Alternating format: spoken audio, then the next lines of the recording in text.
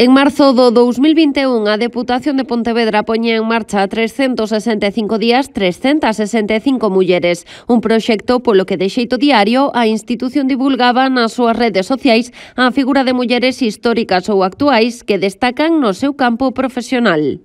Porque cansas, fartas, moi aburridas, de ver cada día conferencias, charlas, congresos, debates, onde en moitos casos soamente hai participación de homes e cando o denunciamos, porque o denunciamos sempre, chaman para decirnos que non atopamos mulleres. A iniciativa ve agora a luz en forma de libro, como unha ferramenta para loitar contra a invisibilización das mulleres referentes nos libros de texto e da ausencia de expertas en congresos ou charlas. Permite que, se ti queres falar de calqueira tema, en este libro atopes a mulleres.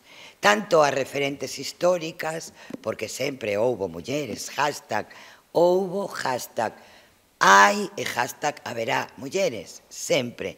Silva destacou que nos libros de texto as mulleres só están representadas nun 7%, de aí que a Deputación vai a enviar 365 días, 365 mulleres a centros de ensino e clubs de lectura da provincia, pero tamén a medios de comunicación e ás áreas de igualdade das comunidades autónomas e do Goberno central.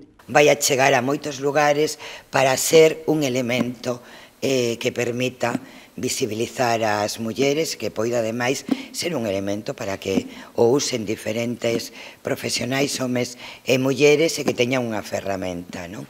Para que ninguén máis nos diga que non atopamos, porque a partir de agora, se nos dicen que non atoparon, llevamos a enviar o libro para que vexan que sí que hai, que é unha cuestión de querer atopalas. A intención da Deputación é editar un libro cada mes de marzo. De feito, o 9 de marzo de 2023 comezará a terceira edición do proxecto.